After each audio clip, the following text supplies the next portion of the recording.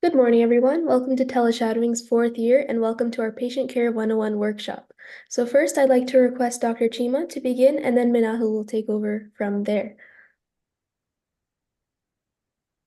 Very good morning, everyone. I hope you're all doing well on this Saturday morning and passionate to learn about patient care. My name is Dr. Chima, and today we'll learn about compassion and why does a physician need to be compassionate. I would say compassion is a very powerful tool for improving our patient outcomes. And compassion is one of the most important elements in healthcare. And let's see what is the meaning of compassion. So meaning of compassion is basically the sympathetic consciousness of others' distress together with with a strong desire to alleviate it. So basically, compassion is a social feeling that motivates people to go out of their way to relieve the physical, mental, emotional pains of others and themselves as well. So compassion is basically sensitivity to the emotional aspect. And it's a Latin root word of compassion means to suffer with. So basically, compassion involves the feeling another person's pain and have a strong desire, genuine desire to take steps to help relieve their suffering. And the word compassion, as mentioned, derives from the Latin and it means to suffer together. So, what are the types of compassion? Basically, there are two forms of compassion which vary depending on where the feelings are directed, basically. So first of all, self-compassion, as I always talk about self-care, and it's one of the domain of the emotional health, emotional intelligence. So self-compassion, and second is the compassion for others. So compassion for the others, when you experience compassion for others, people, you feel their pain, you put yourself in their shoes and want to find a way out to relieve their suffering, relieve their pain, to do something for them, to help their sufferings. So these feelings compel you to take a genuine action, to do what you can do in your area of concern, so make a situation better for them. So how we can practice a compassion? So it's very simple. As a physician, we need to be compassionate for our patient. First of all, I would say we have to treat all our patients as our family members. So you can imagine when our family member is sick, how we feel about them. It's our parents, our siblings, our friends. So how passionate, how compassionate we are towards our family members. So as a physician, always try to treat them as your family members. So how we can practice compassion is very simple. Be kind, be patient, speak with kindness, show respect, and always listen carefully. And patient, or when you listen to the patient carefully, they give you the diagnosis without any judgment. Encourage other people, forgive other people, and encourage other people, and always apologize other as well when we have made a mistake as well. So these are all the ways we can practice compassion. And what is the impact of compassion? How it's going to help us? We feel good about it, that we help someone, we add value in someone's life, and we find a purpose in our life, why we came in this world, right? To help ourselves and help others as well. So how we can help others when we have a compassion for other people. And then when we find a purpose of life, we have a better relationship with others, and we improve our social bank, we feel good, our area of influence improves, and we can help others and do better for our community. So you can see why on this Saturday morning, we are here to learn together, right? We learn something new so we can help ourselves, help others, add values in other people's life as well. And how to be more compassionate is just bring more attention to the situation to yourself and for other people as well, and let go of the judgment and practice mindfulness. So, and this is how we can do meditation. And most importantly, I would say sometimes we feel compassion fatigue. What is a compassion fatigue? It involves the feelings of physical and emotional exhaustion. So it can reduce the feelings of empathy. So how we can overcome this uh, compassion fatigue? Be mindful by practicing meditation of mindfulness. It can help us as well to improve our compassion and practice compassion as well. So it's very important being a physician that compassion is basically empathy and motivation to help others. And how we can do that: remain gentle, be kind, and understand put yourself in other people's shoes, and understand other people's suffering and wish good for others. And practicing compassion is simply helping another creature on this earth, human beings, animals, anyone around us, be compassionate, and we can practice compassion anytime, even if it's just sending a good thoughts, good advice, good piece of advice is also compassion for others. And each time we practice compassion, it grows stronger and stronger. So we should try to help every day, uh, try our best what we can do, and it will help your well-being as well. So I always talk about self-care in my prayer sessions, as well as I'm going to repeat again 4 domains of self-care: physical health, intellectual health, emotional health, and spiritual health. So self-compassion and compassion for others is one of the domain of the emotional health, and it's very important to practice. So I would say, what is the difference between empathy and compassion? So empathy is basically feeling for someone else, feeling for others, right? And what is compassion? So compassion is there's another factor along with this. Basically, again, is a feeling for someone, feeling for others, but again, it's a strong desire, it's a motivation to help others as well. So this is a difference between empathy and compassion. So I will stop here, and we have a medical student with us and also a pre-med student with us, and they will talk about the core ethical principles in patient care. So I hope it will help you all, and I wish you all best of luck. Thank you, everyone. Thank you so much, Dr. Chima. We really appreciate it. That was really helpful in understanding the differences between empathy and compassion. I think that's one of the core principles when we first start ethical care of our patients. And I think providing the best possible patient care begins with how you truly communicate with them. So we're going to start with basically the foundation of how we want to try to treat our patients. So it comes down to 4 ethical principles. Number 1 is non-maleficence, then autonomy, justice, and beneficence. So when I go on to the next slide here, you'll see that number 1, the first thing that I learned. Oh, sorry, I'm having technical difficulties.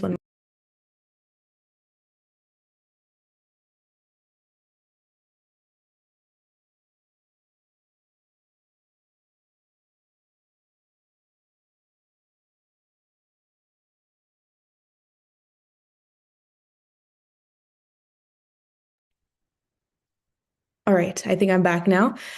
So when I first started my first doctor shadowing experience in person a couple of years back, the first thing that the physician told me was do no harm. That was the first thing I ever learned. Do no harm. Primum non nocere.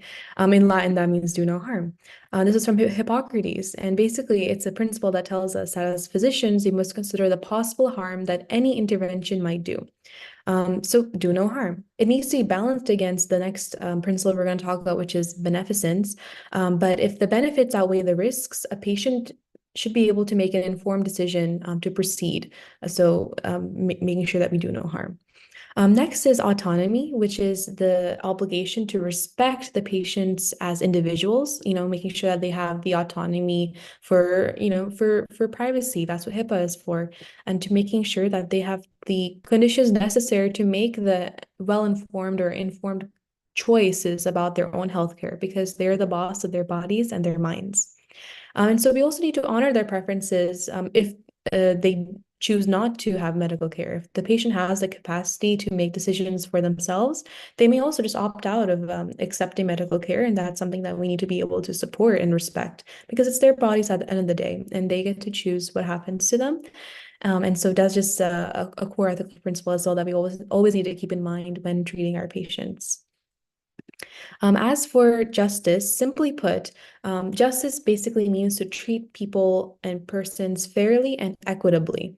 That does not always mean equally, because when you're thinking about emergency department triages and different patients coming in, they have different wait times. It really depends on how severe the patient's illness or risk is to them. So sometimes it doesn't necessarily mean that's the first come, first serve in the emergency department. It comes to equity. So basically, equality, equity, and justice. The difference between all 3 of them I kind of wanted to use this picture here. You might have already seen it before, actually. Basically, equality, when you look at the left-hand panel, equality is basically thinking that everyone does the same. Everyone benefits from the same support. And that's just that assumption that if you give everyone equal treatment or equal boxes to see the baseball game or the soccer game here, they'll be able to see it. But there's a wooden fence. And so people who are a little bit shorter may still not be able to watch the soccer game. So then it comes down to this new concept called equity, which was introduced a couple of years ago, where we're like, okay, let's give everyone the same starting point. So some people who are taller, they wouldn't necessarily need that extra wooden box to be able to watch the game, to be tall, because they are already tall enough to watch it. So the people who are a little bit shorter, give them more boxes to be able to see it. So this is sort of the concept of affirmative action, and that's the equity that was coming in, where you're producing more equity when you're giving everyone the support that they need. But recently, now we have started to talk more about social justice in the past couple of years since the pandemic. You want to try to ask questions in terms of the systems. We want to ask ourselves, why is there a wooden fence blocking the view to begin with? Why can't it be like a barbed wire fence so that no one really needs the boxes to begin with? And so we're kind of adjusting the causes of the inequities and making sure that the healthcare systems are addressed. You want to see that the game wouldn't need any supports or accommodations we watched because it's already equitable, so that you wouldn't necessarily need to make it more equitable. And so you've removed the systemic barrier, and now all three of the people, regardless of their heights, are able to watch the soccer game. So this principle of justice is what we are pushing more as future physicians.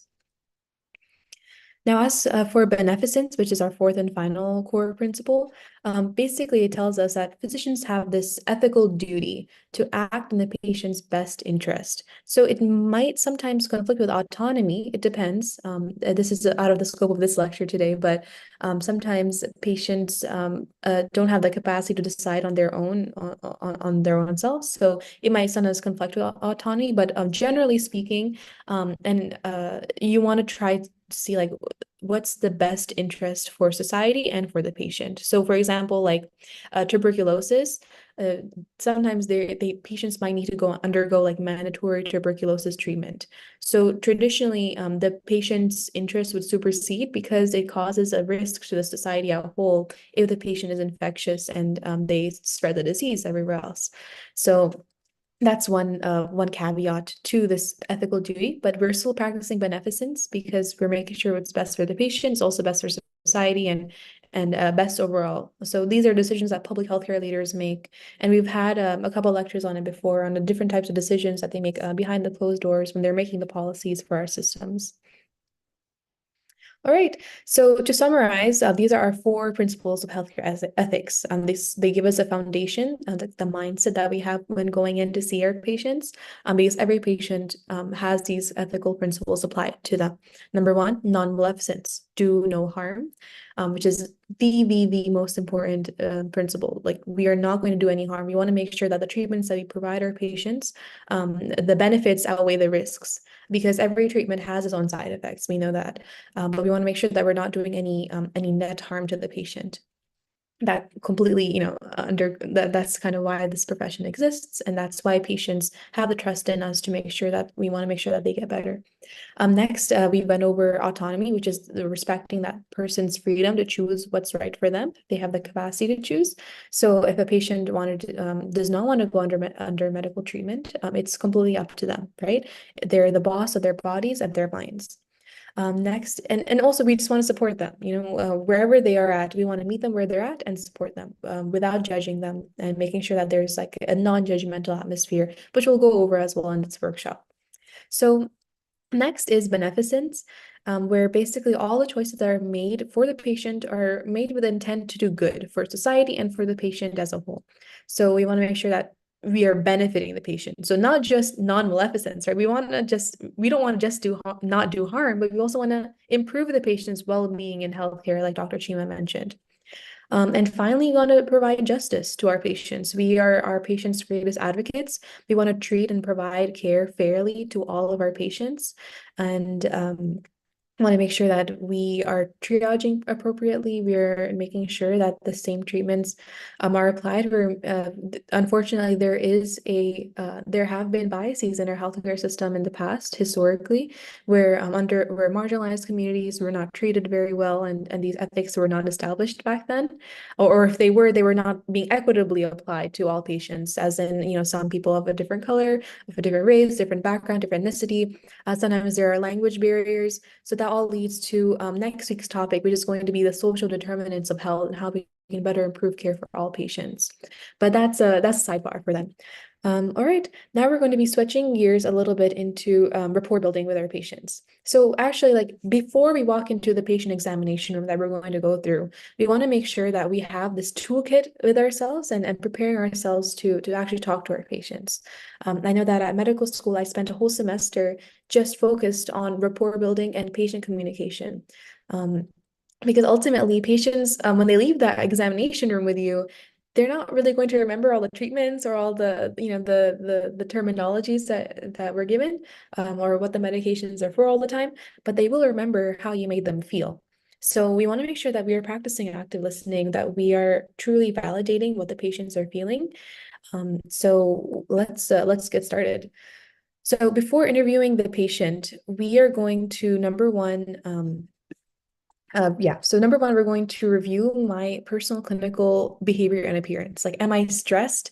Because remember, if you're seeing about 20 to 30 patients a day, you're going room to room, you want to try to ensure that, in one room, you might have had to deliver some very sad or bad news. In another room, you're compartmentalizing and maybe delivering very good news. Maybe a patient is pregnant and they are expecting and they always wanted this. So that's a very exciting news. Whereas another room might be experiencing a loss of a family member. So we are going to be there for everyone. And so that means that we need to be emotionally, mentally very strong and equipped mentally to be able to handle these things. Of course, at the end of the day, we are human. So if we do need to take a step back and take a moment to, gather ourselves, gather our clinical appearance, making sure that we don't look like the stressed out Dr. AI image I made and make, a more calm, collected, image for your patients, that you can be there with them and meet them where they're at. So yeah, definitely this was very important. Like the clinical appearances and behaviors, unfortunately, like physicians, they weren't doing too well during the pandemic. We know this. We know that why there are healthcare heroes, because they were there during very stressful and tumultuous times. So we want to try to make sure that we ourselves are okay, because if our cup is empty, how are we going to be able to fill the cup of others?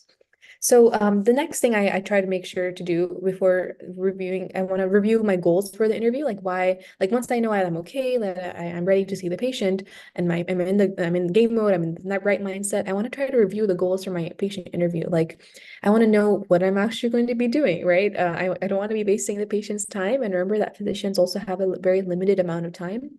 So I have a notepad, basically a notebook, and in my notebook, I basically make sure that I read the chart of the patient. I review all of my goals. Um, I make sure that I know the basic facts about the patient, and the date of birth and age. So I want to review the chart. Basically, there tends to be preliminary information that you can review before going into the patient's room. Then you ask the right questions. You want to try to keep in mind, like, okay, now that I'm reviewing this chart, I know that why they're here, but I want to try to understand why they're here. So what are some questions I can think of from the get-go that I could possibly ask that are also open-minded? Next, I want to have a good mindset. So, like I said, the right headspace, and to make sure that I can properly empathize with my patient, with whatever that they're going through. Even if I have not personally gone through it myself, how can I properly counsel the patient and see where they're at, and making sure that their mindsets are good and mine is good as well. So this is just what sometimes I have in my notebook. Sometimes I jot down a couple of notes and write down, okay, so this is it. So on the next slide that you'll see, I will read the chart and see that the patient's name. So here's an example. The patient's name is Jane Doe. They're a female, age 28 years old. The reason for the visit, they came in for a prescription refill at a community clinic. So this is a nice scenario I like to employ, because here we're not actually doing much like medical management per se. I mean, of course, we want to try to do a medication reconciliation, But we're basically, this patient doesn't have like chest pain, for example. This patient isn't here for shortness of breath. They're just here for a prescription refill as kind of like a follow-up. But it is my first time seeing this patient. So before I do my simulated patient, let's go on to the next slide and see like what I'm actually going to be doing, what I should be doing actually before I start talking to them. So number one, I would knock on the door or wall nearby. There is an audio I'll play once I start this simulated patient study, but I won't do it right now.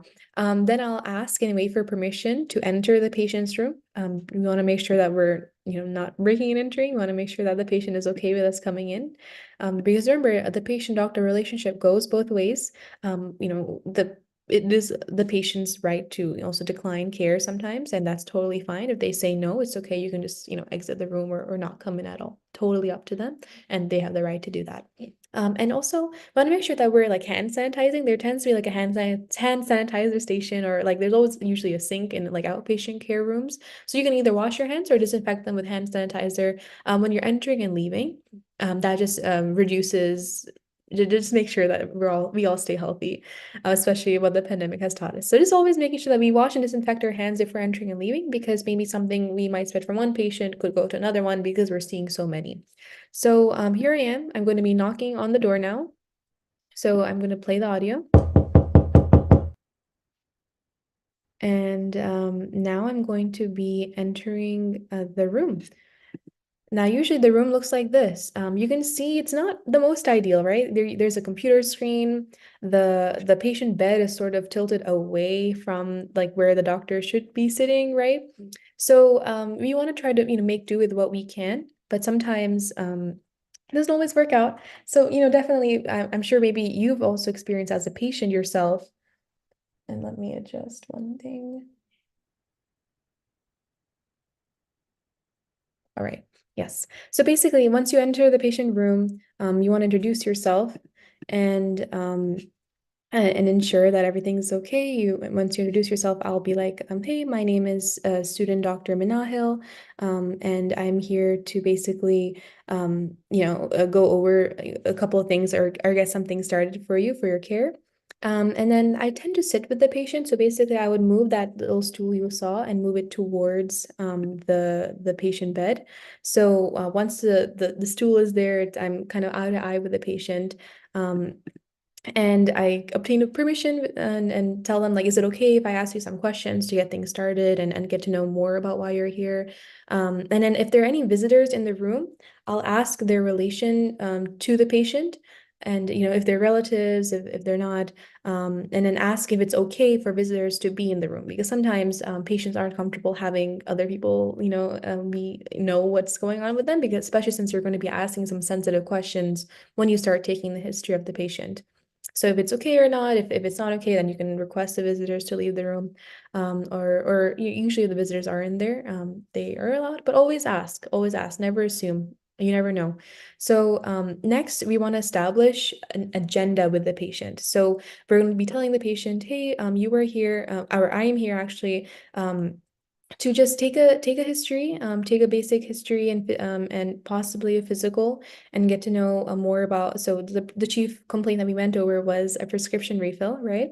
So we'll talk more about your prescription refill, and if there's any other medications that you need refilled, and ensure that you get your medication today.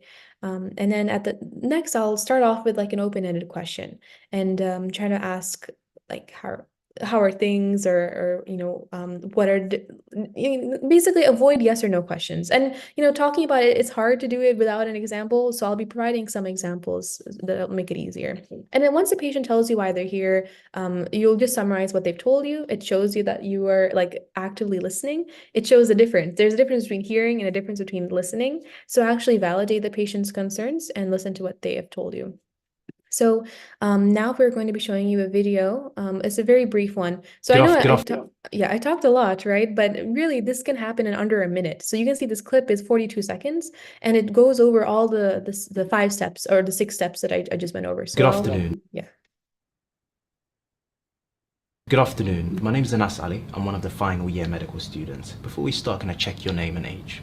Yeah, it's Zain Nissan. I'm 55 years old. And how would you like me to address you today? Zain is fine. It's a pleasure to meet you, Zain.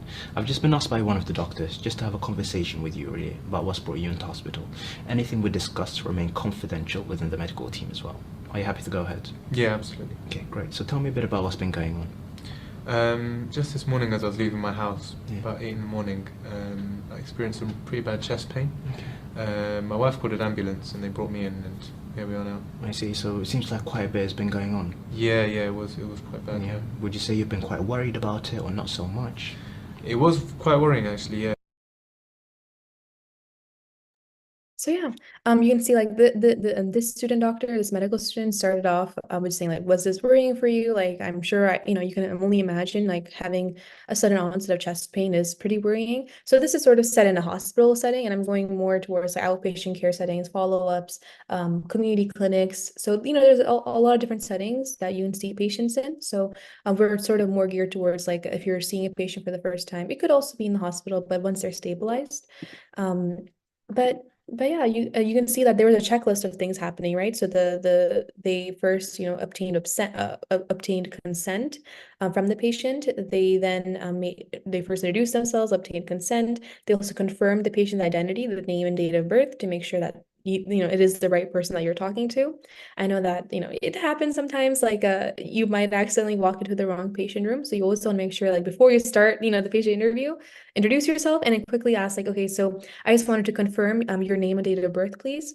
And then you'll see an example. So now I'm going to stop screen sharing, and I'm just going to quickly have my simulated patient, and we're just going to quickly go through this with Amna, who's volunteering as Miss Jane Doe. So Amna, now you're my simulated patient. So now I'm knocked. I'm entering the room. So let me actually like knock. And if you heard that, but I knocked. So.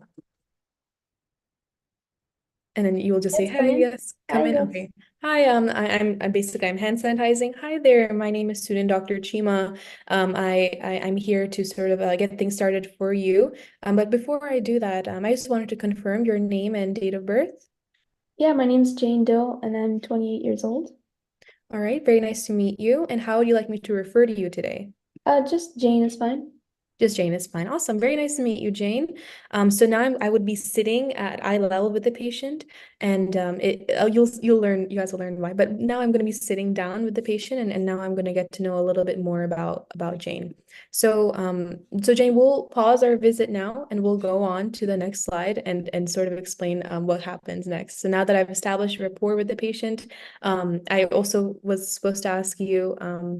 So Jane, you're here for a prescription refill, right? Yes, I need to refill my insulin. Your insulin, okay. And it says in our chart here that we refilled it a couple of weeks ago. Did what happened? Yeah, it keeps going bad.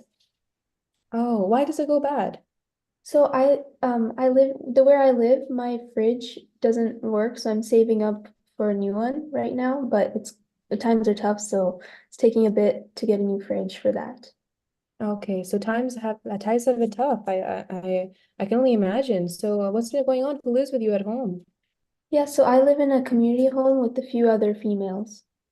Okay, you live in a community home. Okay. All right. So I'll try to see if we can try, finding a way to make sure that we can prescribe an insulin that doesn't need to be refrigerated so that it doesn't go bad. Now we'll pause this visit and we'll continue this visit once we go over the communication rules of advice.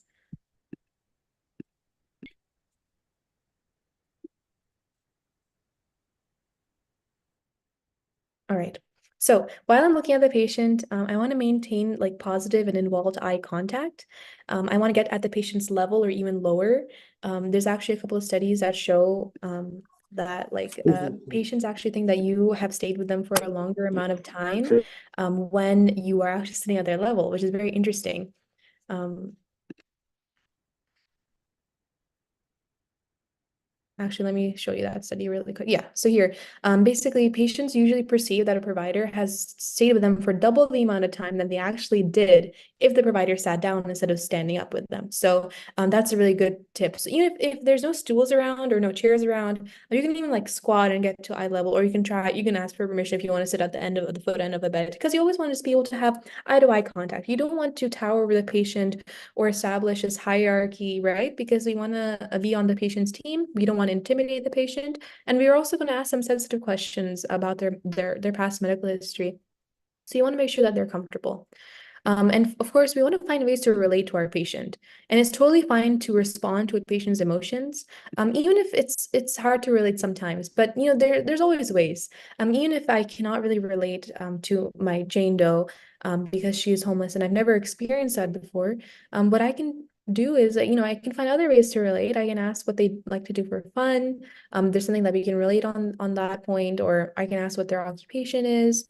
And you'll see kind of how I try to make the narrative so that I'm more personable and better able to practice my emotional intelligence skills that Dr. Chima talked about earlier, to make sure that the patient's okay, and that they understand that I'm here to help them. Because sometimes you want to try making sure that your patient feels comfortable sharing things with you. Otherwise, if they're not sharing their full medical history, how can we better serve them? So now we're going to talk about a little like the nitty-gritty, like what do these acronyms actually mean, what they stand for. So we're going to spend a lot of time on this because this is history taking 101. And it might be out of scope, but this is basically like a snapshot of how this just sort of come in and how it sort of works. So, basically how we try to do things like from the back end of things, like we will ask the patient how they're doing, we'll get their chief complaint, we'll figure out like what's been going on, then we'll probably order some tests and labs to figure out and better diagnose. But fun fact is that actually 70 or just about like 75% of diagnoses, we can diagnose patients over 75% of the time just from an effective history. So that is why I spent a whole semester in medical school just learning how to take a history, how to take an effective history, a past medical history, just on and on. This the same, prompts. You want to always get a past medical history, family history, social history, medications, and allergies, reactions. Now, it does sound like a lot. It is very overwhelming at first. I know that when I first learned it, I was super overwhelmed. But taking the history of present illness will come to you. It takes experience, and I know that, and I can say that now, coming from it, from the back end of things. But let me try to find one thing really quick, how it actually works in the back end. 1 second. Oh yeah, okay. So basically, a patient comes in with an issue, we get the story, and then we ask questions to rule in or rule out the different diagnoses that we're thinking about. We want to try getting the patient's complete history and the complete medical history, sometimes a social history. We examine the patient as well. So I'm not going to be doing a physical exam workshop right now. Right now we're just doing communication and how to get a history. After we examine the patient, we order tests and treatments to confirm a diagnosis that we suspect, and then we treat the patient. But here for Jane Doe, she's just here for prescription refill. So those things don't apply yet. And so we're just going to be focused a little bit more on the history and getting to know our patient a little bit better, especially since this is set in a free clinic. So free clinics are basically services provided for patients who do not have health insurance. So that's a little bit of important background to have. So we'll stay on this slide, and now I'll ask Jane now. So Jane, very nice to meet you. We talked a little bit about how you live in a community home. How has that been going with your community members? Do you guys have any like a reliable source of transportation to the free clinic here, or? No, we usually have to walk because none of us can really afford any vehicles of any sort. But at least I can get my steps in that way.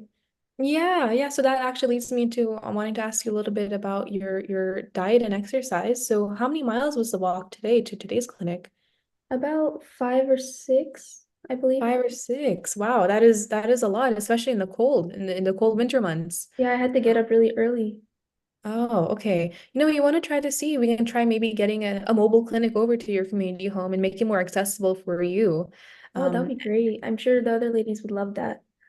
Yeah, I think that would be good. I'll let me note that down and try to ensure that happens for you. So, can you tell me a little bit about your past medical history? Do you have any diseases that you wanted to share with me? I just want to make sure that I have your full complete chart up to date. Yeah, so I was prescribed this medicine for high blood pressure. It starts with an M. Metoprolol, I think it was. Oh yeah, metoprolol, right? Yeah, yes, yes. Yes, it's hard for me to pronounce it too. Don't worry about it. But yeah, no, okay, got it. So high blood pressure, got it. And you're here for insulin. So when were you diagnosed with diabetes? I believe it was like 2 or 3 years ago. 2 or 3 years ago. Okay. Does anyone else in your family have diabetes? No, but my sister had a heart disease. I'm not sure what they said it was. Okay, a heart problem. Okay. No, we'll run some tests if you'd like, and it'll all be free of cost to you. So we just want to make sure that we're not missing anything. So all right. I'll also try to talk to the healthcare team and ensure that maybe we can try prescribing you insulin that does not need refrigeration. If not, then we'll try to make a mobile clinic available site to you so that you can access your insulin without needing a fridge. And so it can be refrigerated for you on your behalf. So other than metoprolol and insulin, are you taking any other medications? No, ma'am. No. Okay. Do you have any allergies? None that I know of. No. Okay. Any allergies to medications? No. Okay. Any past hospital stays? Have you ever been in a hospital before? No, thankfully. Okay, great. Any past surgical history? No, ma'am. Okay, great. Sounds good. And can you tell me a little bit more about okay, so what do you do for fun or do you do anything for work? Yes, I just started a new job actually. I'm a cashier at Walmart now. Oh, very nice. Congratulations. That's amazing. You're definitely becoming more self-made and that really will provide you some a good source of income and independence as well. So I'm really proud of you. Thank you. Yeah. And in fact, I know Walmart offers a lot of benefits to their employees. I know that I think that they recently started like a college tuition type of thing, right? Yes, yes. I think my employer mentioned that, so I'm gonna be using that hopefully to build up my education. Awesome, awesome. I'm excited for you. Really big things ahead for sure. Yes, I'm excited too. All right. All right. So now scene. So now and then I would oh no, actually at the end I do have to ask so do you have any other questions for me? Any other concerns? Um, No, I just wanted to talk about when I was prescribed the insulin, my Mhm. physician told me to like work on my diet, but the processed foods are much less expensive than like the fresh produce. So I don't know Mm, how that could be affecting me, like if that could show up in any blood tests, but like it's really hard to get the healthy, good stuff, the vegetables and fruits, because it's so expensive compared to just the processed foods. no, you're right. You're definitely right. I would have to say that organic foods tend to be pretty expensive and we just expect our patient to eat healthy, right? But it's not always easy when a McDonald's, $1 menu exists, right? When Yeah. it's fast and easy. No, you're right, and I completely validate where you're coming from. I know I also struggle myself when I have those long days of studying. I'd rather just like aim for a snack, which is easier. But definitely try to incorporate fruits and vegetables into your diet. What's your favorite fruit? I like apples, avocados sometimes on my toast, All depends. right. Yeah. Yeah, so incorporate more of these green healthy foods. That doesn't mean that completely, shut down snacks for good, but you do know that for your diabetes, we need to try to ensure that you're eating as healthy as possible. Your exercise sounds pretty good. You're walking. It's good, although, in the cold it's not always healthy, but I'm glad, you have a jacket on today. But as for food, I will talk to our social worker and try to see if there's any community gardens near your community home, and maybe we can partner with your community home and see if a community garden is possible. How does that sound? Yeah, that sounds great. That'd be great. Awesome. All Thank right. you. Any other questions for me? No, that was all. Thank you. Awesome. All right. I'll be back shortly with Thank you. after discussing with the rest of the team. All right. All All right. right. and now seen. So thank you, Amna, for volunteering as my simulated patient. So as you guys can see, like I didn't go in this specific order, right? There's not necessarily an order. It should flow with the conversation. So we gave you a sample. This was not scripted. It was pretty like we just improved it just now, but it needs to be organic. Whatever comes to your mind. Patients are humans too, and they want to see you as a human as well. So, if this patient was 68 years old instead of 28 years old, maybe I would ask her about her grandkids, right? Put yourself in their shoes. Put yourself in a, so this is a 28-year-old, so I put myself in a millennial's shoes. So these are just some different things that I'm basically talking my thoughts out loud, right? And what's going on in my mind, and what you guys should maybe consider when you're doing your patient care and seeing your first patients. So on the next slide, this is sort of what this is a template basically that I personally started to use when I first started seeing my first set of patients. I would I would write down the patient's name and date of birth, and that's something I would have on like a clipboard of mine and confirm it with the patient when I go into the room after I introduced myself. Um, I would also DDX here stands for differential diagnosis. Like, what are the top three diagnoses that I think that this patient has? So it's good. And CC stands for chief complaint that we went over. Always write that in the patient's words. So if Jane came in with my chest hurts, it feels like someone's sitting on it, I would write my chest in quotations. My chest hurts. It feels like an elephant is sitting on it. Something a lot of pressure. You want to put that in the patient's words. That's a new thing that they're introducing into today's medical records. And HPI stands for history of present illness. So I would ask different aggravating, relieving severity factors. Now, it didn't apply in this case because it was for prescription refill. But if it was chest pain, I would say, when did it start? How long? This has all like a well-rounded scope of questions. And so this is really nice. There are a lot of acronyms with the HPI, like onset, location, duration, characteristics, aggravating, relieving, timing, and severity. I just memorized it, but there are some very good acronyms to remember, like, okay, when did it start? Where did it start? Did it start from your arm, down, right? We know that it's very popular now, like, oh, my right arm hurts, I have a jaw pain. These are characteristic signs of like a heart attack happening. So you want to ask that too, like, how long has it been happening? Does it come and go? Is it consistent pain? On severity means on a scale of 1 to 10. On a scale of 0, meaning that no pain, to 10, as in like how I'd like to explain to patients is like it's like you've been hit by a bus, because not every patient knows what the pain scale of 1 to 10 means. So they're like, oh, you have to ask, are you currently in pain right now? Like, do you need anything for the pain right now? I'm gonna make sure your patients are not in pain when you're talking to them, right? Because they'll be answering your questions. But if they're in a 10 out of 10 severe pain, it's causing them more pain, right? Giving you the answer. So you want to try to alleviate that pain before you ask more questions if it is like an emergent situation. Is aggravating, relieving, as in relieving means does the chest pain get better or not? Or like even if it's abdominal pain, you can say, does that pain get better or not after touching it? Does anything you do going on your side, does that make it better? What are the characteristics of the pain? If is it pressure? Is it tender? So these are all very different, and you'll learn that in your physical exams as you move on. But these are all the questions that you should be asking. Now, I'm telling you all this because these are the questions I didn't ask when I was at my first chest pain type of patient situation. And then your doctors, who are basically your mentors, your attending physicians, they ask you, oh, did you ask the patient this? I'm like, oh no, I did not. I forgot, or I didn't know I needed to ask that. So just ask as many questions as you can, because patients know that you're also learning. When you introduce yourself as a medical student, they know. The attending usually tells them, hey, we'll have a medical student come in, they're learning. And usually the patients that they give you at first are nicer patients and they like to talk. So definitely like explore your learning opportunities with these actual patients. Sometimes have a simulated patient. You can also, on YouTube, there are a lot of simulated patient studies that you can do, because there used to be a couple of exams on these, but now they don't exist anymore. Basically, the USMLE, which is the United States Medical Licensing Exam that we have to take in medical school. There used to be 4 parts to it, step 1, step 2, CS, and step 2, CK, and then step 3. But now we just have step 1, step 2, step 3, which is really good.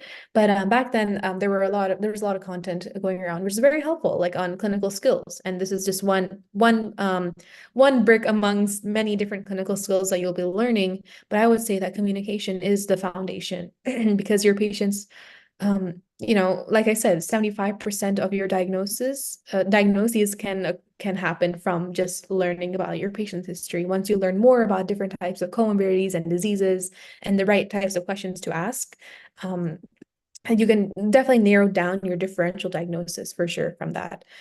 So yeah, as you can see here, like these boxes are empty because I usually fill them in as I'm talking to the patient. But I don't want to make it sound like a yes, no, closed-end question type of thing. But you can still see I'm able to get this information, like from Jane Doe. She said that she lived like in the social history box, all right, lives with other females in a community home.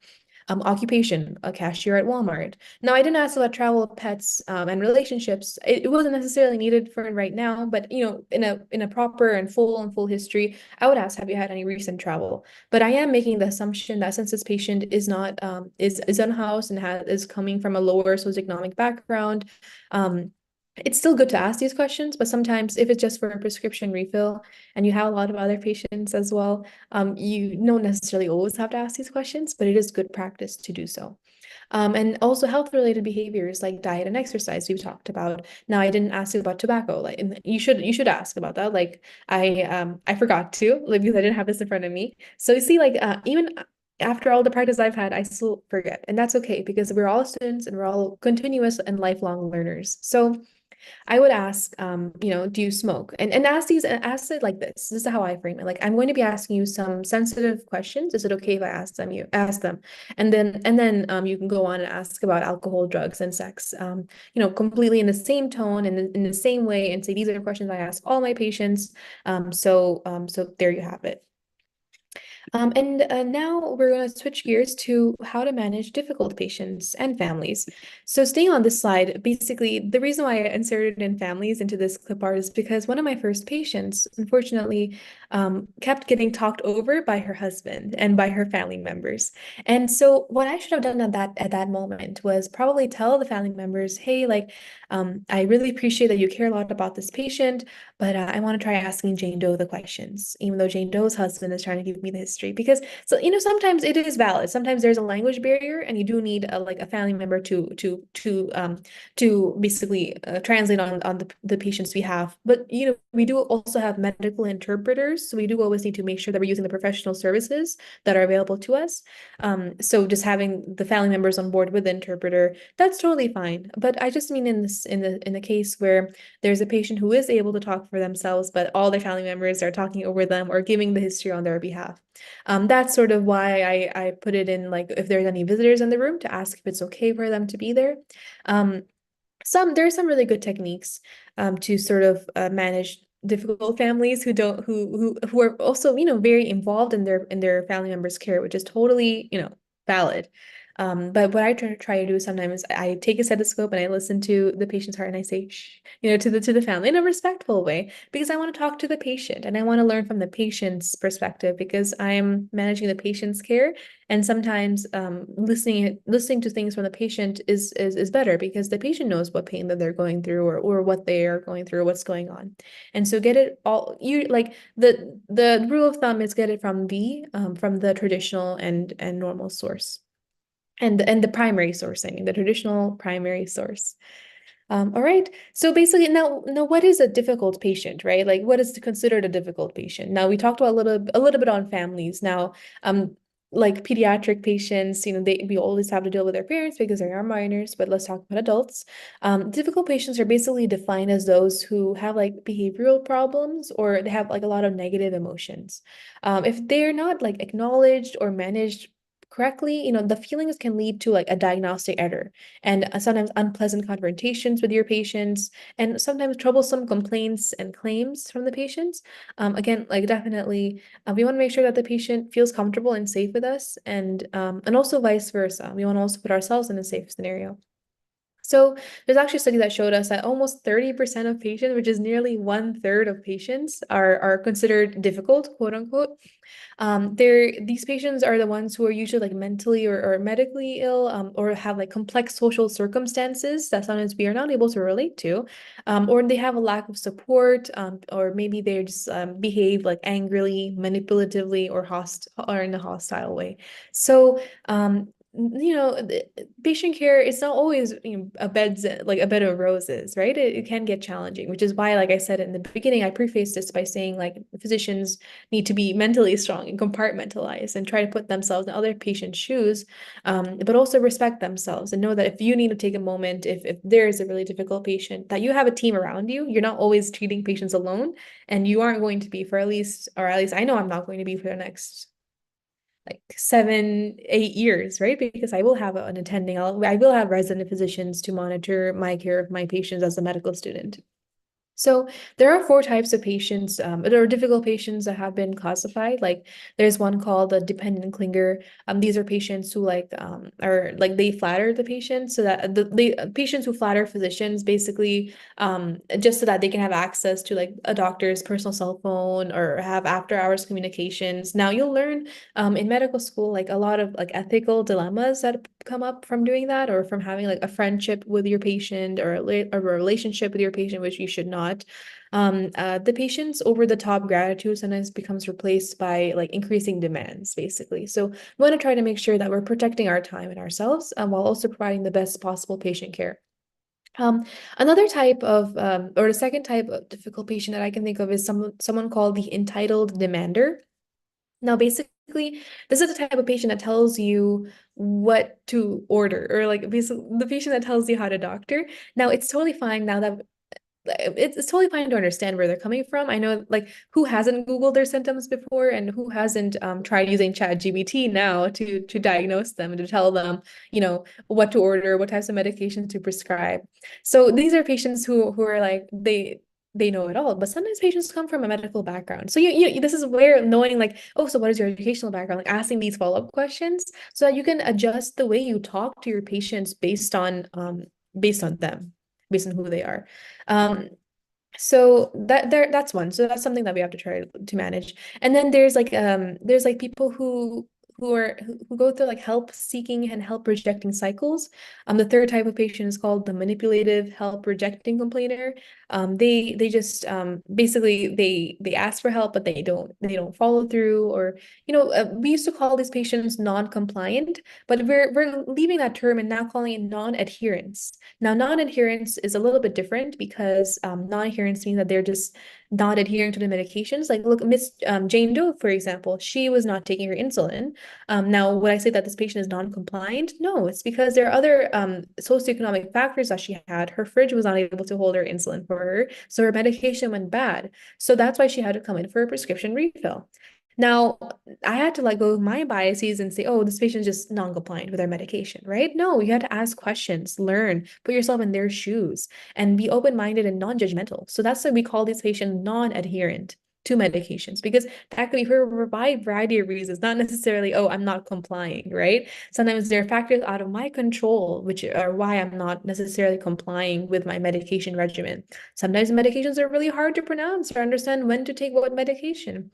Once patients take many more medications, you don't know, do it take it in day, night, or sometimes people forget, sometimes people have dementia, sometimes they need extra care. So definitely involve the family members depending on every patient's scenario and circumstance. All right, so now I want to talk a little bit about like how to manage difficult patients. So this is a nice acronym, HEART. You hear them out, you empathize to the best of your ability, you acknowledge or apologize for any inconvenience.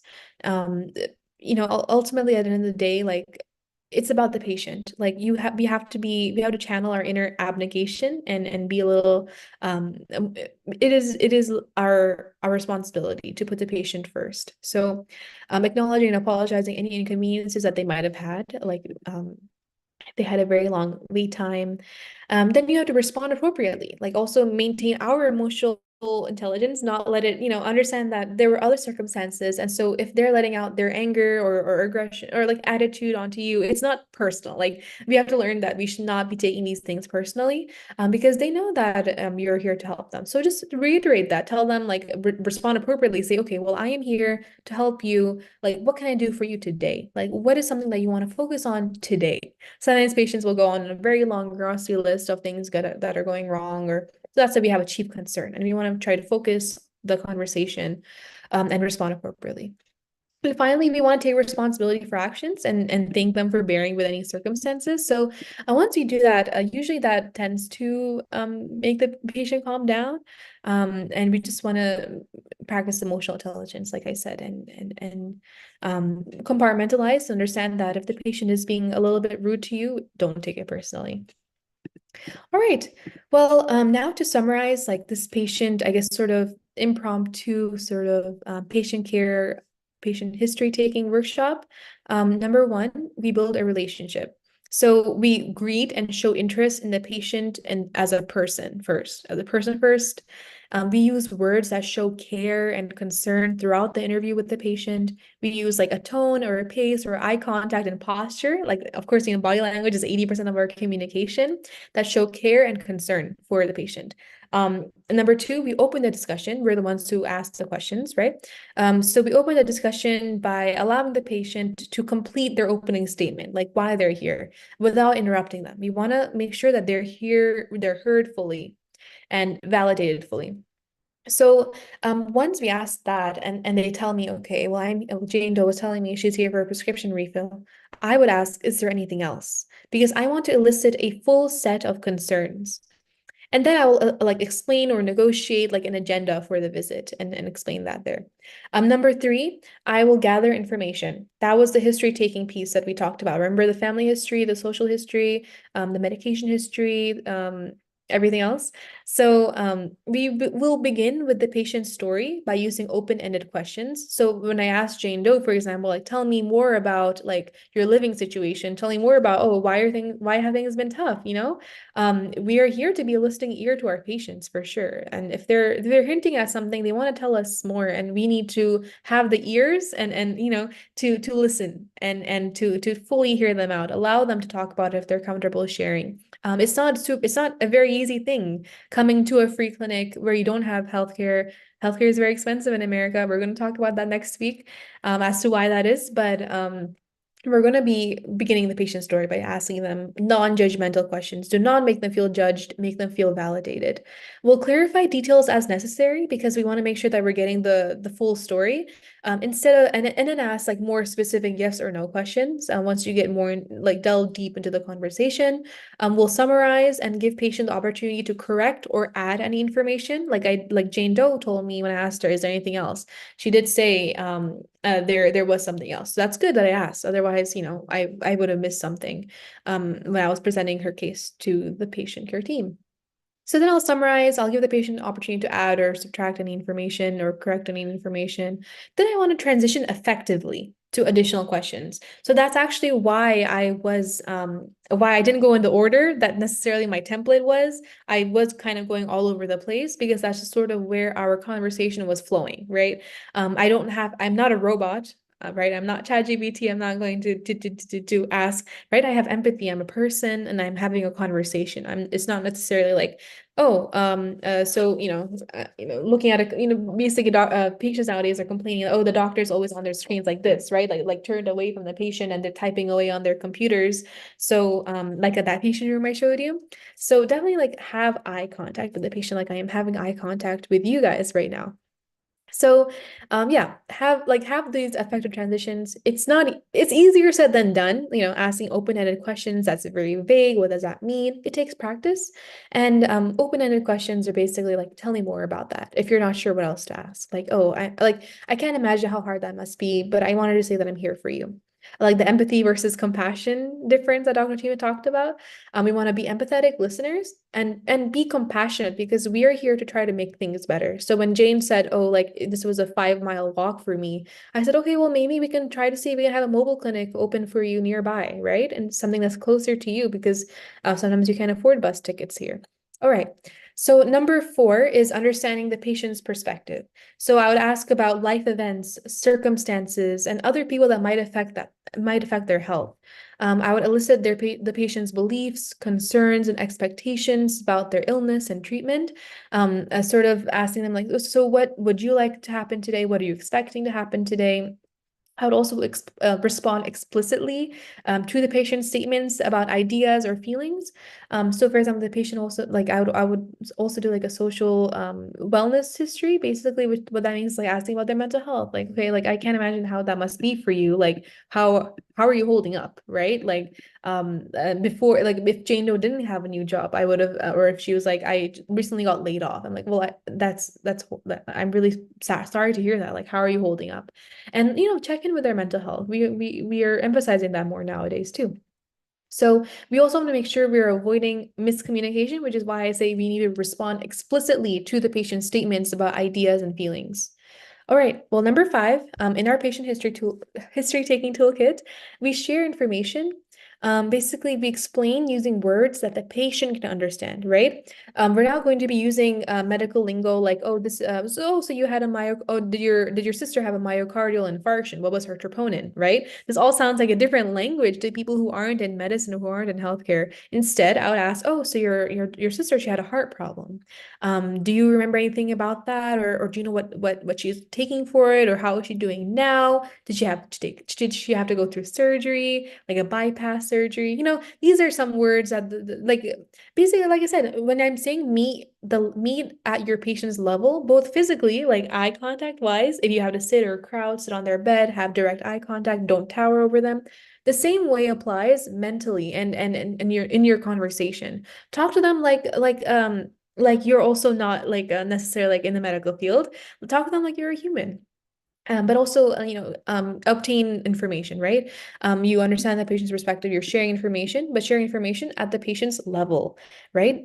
Physically and also like verbally, physically and verbally, share information at the patient's level in a language that they can understand, and ask if the patient has any questions. Sometimes they don't want to interrupt you while you're talking, and ask if they have any questions for sure, so that you make sure that you're both on the same page.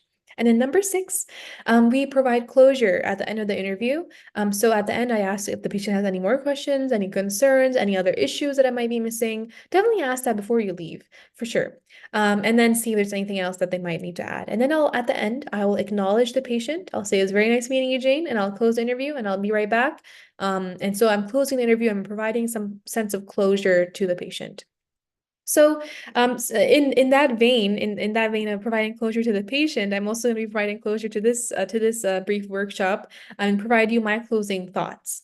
So I said in the beginning, ultimately the patient will leave your office or room or when they leave, they'll leave remembering how you made them feel. They won't necessarily remember all the stuff you guys talked about, but they will remember how you made them feel. So make them feel heard, make them feel like you understand them, sit at their level. Like these are all non-verbal cues, right? It doesn't all, it's not the doctoring that they like, that they'll give you a 5-star review for. It's really how you made them feel validated and how you addressed all of their concerns.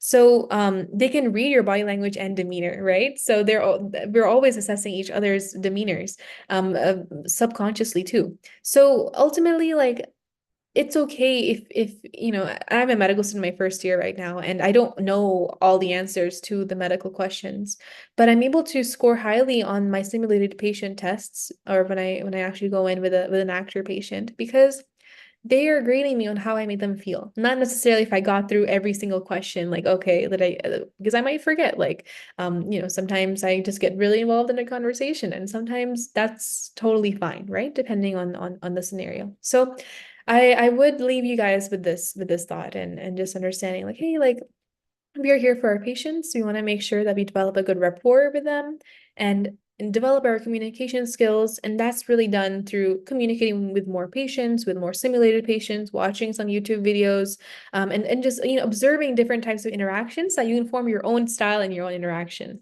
So thank you so much, everyone, for your time. We will definitely see you next week. Next week, we'll be doing part 2 of our series on on patient care. We're going to be talking more about the American healthcare system, and we'll try making it more interactive and compare it to other healthcare systems in the US and what is big pharma. So I'm excited about that. But yeah, I'll switch it over to Amna. Thank you so much. Yeah, thanks everyone for tuning in. Thank you, Manahil, for the very fun workshop today. I'm excited. 2024 will be a fun year and exciting year for telechatting with our brand new format. So the quiz is up on the website. And again, as Manahil said, tune in next week for the next installment of our patient care series in all of January. Thank you.